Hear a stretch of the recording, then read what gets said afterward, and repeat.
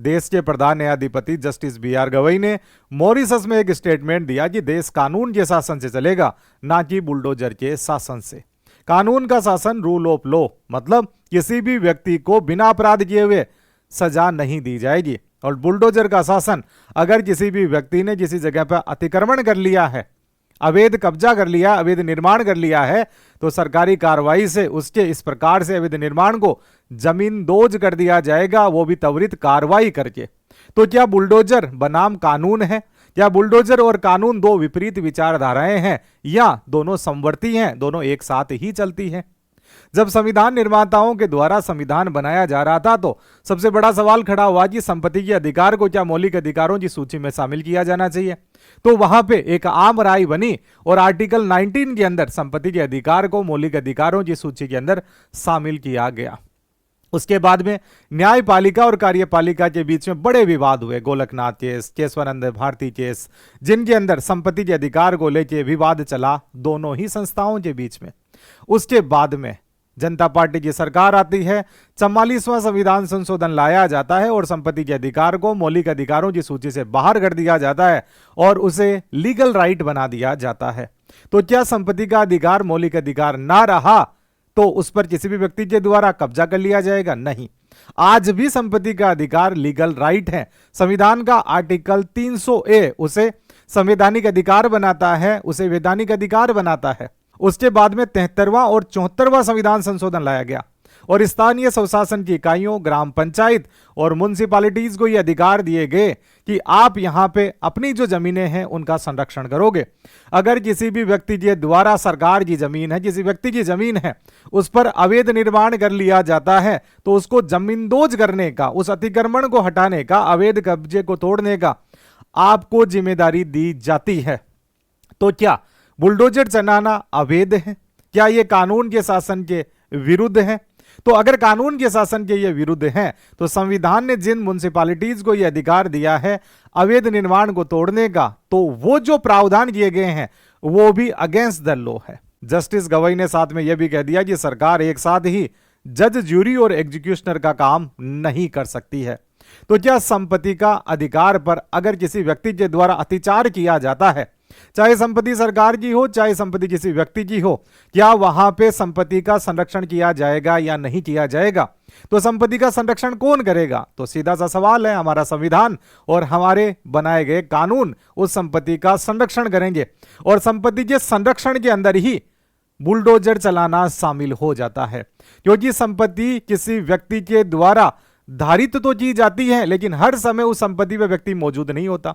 सरकार के द्वारा सड़क बनाई जाती है, सड़क के लिए जगह छोड़ी जाती है, लेकिन बहुत सारे लोगों के द्वारा जब निर्माण कार्य किया जाता है तो सरकारी जमीन पे कब्जा कर लेते हैं या सड़क पे वो बाहर आकर अगेंस्ट द लाइन उनके द्वारा निर्माण कर लिया जाता है। तो क्या उस निर्माण को तोड़ना उन कानूनी प्रावधानों के समर्थन में होता है या अगेंस्ट में होता है? बड़ा सवाल यहां पे ये अराइज हो जाता है। जब हम लोगों ने 3 नए कानून बनाए, बीएनएस, बीएनएसएस और आईपीसी, सीआरपीसी और पुराने जमाने के जो एविडेंस एक्ट थे उनमें बदलाव किया गया और जब इन नए कानूनों को लागू किया गया तो उनके अंदर जो मुख्य बात रखी गई वो रखी गई कि ये कानून विक्टिम सेंटरिंग होंगे, यानी पीड़ित को ज्यादा यहां पे वरीयता दी जाएगी, ना कि अक्यूज्ड सेंट्रिक होंगे। जो अपराधी होगा उसे यहां पे किसी प्रकार की कोई वरीयता नहीं दी जाएगी और पीड़ित को न्याय मिले और न्याय भी त्वरित न्याय मिले। इसलिए कहा जाता है कि भारतीय न्याय व्यवस्था की यह हालात है कि दादा ने केस किया था, पोता आज भी केस लड़ रहा है और उसके पोते भी केस लड़ते जाएंगे, यानी justice delayed is equal to justice denied. न्याय में देरी न्याय न मिलने के समान ही होती है। बुलडोजरों के द्वारा जब कार्रवाई की जाती है तो उसके अंदर त्वरित न्याय का प्रावधान देखा जाता है। क्या नगर पालिकाओं के लिए जो कानून बनाकर प्रावधान किए गए हैं वो अपराध का संरक्षण करेंगे या पीड़ित का संरक्षण करेंगे जिसकी जमीन पे अवैध कब्जा हो गया? और पीड़ित सरकार भी हो सकती है, क्योंकि ज्यादातर जगहों पे सरकारी जमीनों पर ही इसी प्रकार से अवैध कब्जा किया जाता है, अवैध निर्माण किए जाते हैं। जब हमारा संविधान बनाया गया तो 3 प्रकार की संस्थाओं का निर्माण किया गया। कानून बनाने की जिम्मेदारी दी गई विधायिका को, उन कानूनों को लागू करवाने की जिम्मेदारी दी गई कार्यपालिका को यानी सरकार को। अगर ये कानून जो विधायिका के द्वारा बनाए गए हैं और नियम कायदे जो कार्यपालिका के द्वारा बनाए गए हैं उन कानूनों को इंप्लीमेंट करने के लिए अगर ये संविधान सम्मत नहीं है तो उन्हें चेक करने की जिम्मेदारी दी गई न्यायपालिका को। और तीनों को कहा गया कि आपकी शक्तियां अलग अलग है और शक्तियों का पृथक्करण रहेगा और अपने दायरे में रहकर आपके द्वारा इस प्रकार से अपनी शक्तियों का इस्तेमाल किया जाएगा। संविधान ने नगर पालिकाओं और पंचायती राज के कानून बनाने का अधिकार राज्यों के विधानमंडल को दिया है और उन्हीं विधानमंडलों ने नगर पालिका अधिनियम बनाए हैं, पंचायती राज अधिनियम बनाए हैं और उन्हीं के अंदर प्रावधान कर दिया कि अवैध कब्जा और अवैध निर्माण अगर कहीं पे किया गया है तो उसको हटाने की जिम्मेदारी म्युनिसिपैलिटी ग्राम पंचायतों को रहेगी। उनके द्वारा शासन प्रशासन को सूचित किया जाएगा, फिर सभी मिलकर एक प्रक्रिया को फॉलो करते हुए इस प्रकार से उन अवैध निर्माणों पर बुलडोजर चलाकर उन्हें गिरा देंगे। या तो जिस व्यक्ति ने निर्माण किया उसके खुद के द्वारा इन अवैध निर्माण अवैध कब्जे को हटा लिया जाए, अगर उसके द्वारा हटाया नहीं जाता है उस स्थिति के अंदर सरकारी कार्रवाई वहां पे की जाएगी। तो अगर इस प्रकार से कोई कार्रवाई की जाती है तो वो क्या दोषी पे होती है या किसी निर्दोष व्यक्ति पे होती है? तो नो डाउट दोषी व्यक्ति पे यहां पे इस प्रकार की कार्रवाई होती है। अगर किसी निर्दोष व्यक्ति की जमीन पर इस प्रकार से सरकार के द्वारा कार्रवाई कर दी जाए उस स्थिति के अंदर उस व्यक्ति को यह अधिकार है कि वह न्यायपालिका का दरवाजा खटखटाए, क्योंकि कानूनी प्रावधान तो ये थे कि अगर किसी दोषी व्यक्ति ने इस प्रकार से अवैध कब्जा किया है तो उस अवैध अतिक्रमण को हटाया जाए। क्या राजस्थान में, उत्तर प्रदेश में, मध्य प्रदेश में, तेलंगाना में, तमिलनाडु में कहीं पर भी इस प्रकार से अवैध निर्माण को तोड़ा जा रहा था और वहां पे पाया गया कि ये तो अवैध था ही नहीं, ये तो वैध निर्माण था, उस स्थिति के अंदर कितने केस लुआए? ज्यादातर जिन परिस्थितियों को देखा जाता है वहां पर अवैध निर्माण के खिलाफ ही इस प्रकार की कार्रवाई की जाती है। बहुत बार तो न्यायपालिका के द्वारा आदेश दिए जाते हैं सरकारों को कि यहां पे सड़कों पर लोगों ने कब्जे कर रखे हैं, उन सड़कों को चौड़ा किया जाए, सरकारी जमीन को दबा रखा है इन अतिक्रमणियों ने, तो आप यहां पे कार्रवाई क्यों नहीं कर रहे?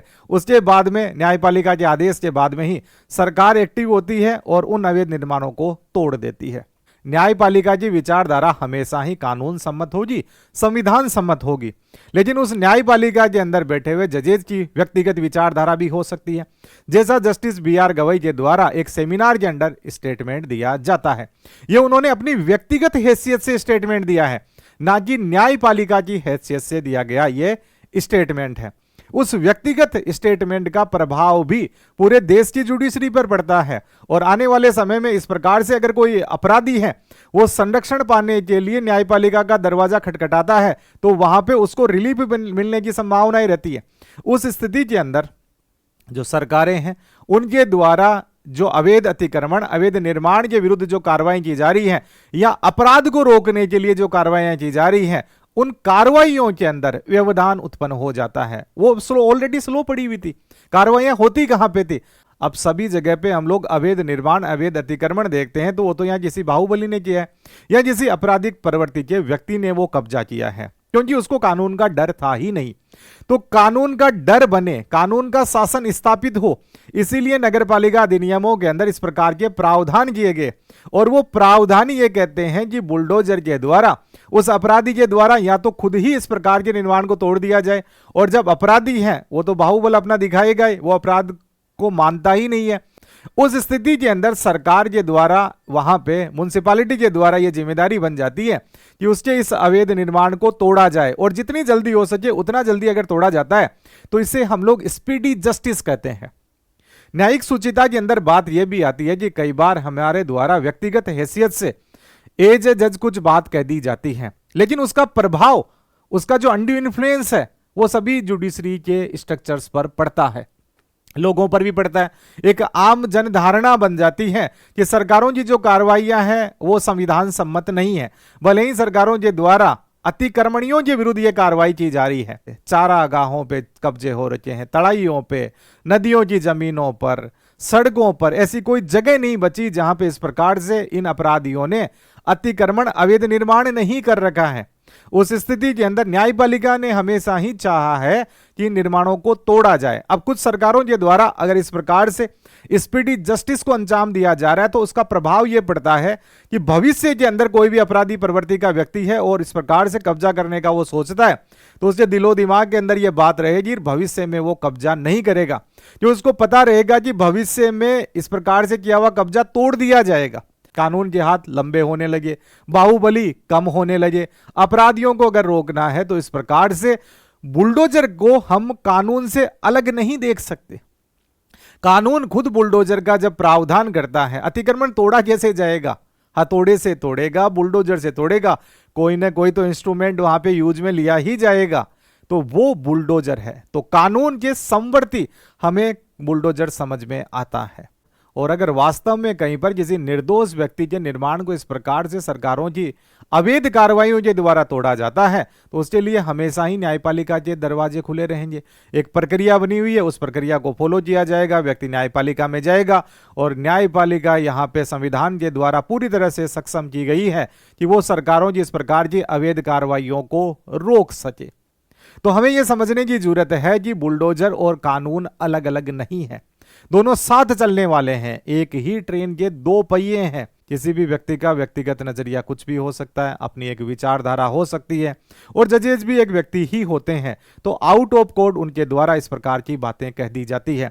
लेकिन हमेशा ही आउट ऑफ कोर्ट इस प्रकार के जो स्टेटमेंट दिए जाते हैं उनका प्रभाव एक बड़े स्ट्रक्चर पर पड़ता है, तो इन बातों को भी न्यायिक शुचिता के अंदर देखा जाना जरूरी हो जाता है। कोर्ट के द्वारा अगर कोई आदेश दिया जाता है, संविधान सम्मत कोई फैसला दिया जाता है, तो उसका सम्मान हमेशा देश ने किया है, देश उसका सम्मान करता रहेगा। ऑनरेबल सुप्रीम कोर्ट अगर कोई वर्डिक्ट देता है और इस प्रकार की जो कार्रवाइयां होती है वो कानून के शासन को ही मजबूत करती है, क्योंकि कानून का शासन यह भी कहता है कि दोषी को छोड़ा भी नहीं जाएगा। किसी व्यक्ति का शासन नहीं होगा, कानून का शासन होगा। तो व्यक्ति जो बाहुबली है, जो अपराधी है, वो अपना शासन स्थापित करना चाहता है कानून से परे जाके, तो कानून यहां पे अपना बुलडोजर चलाए और उसके बाद में उस व्यक्ति के शासन को खत्म कर दे।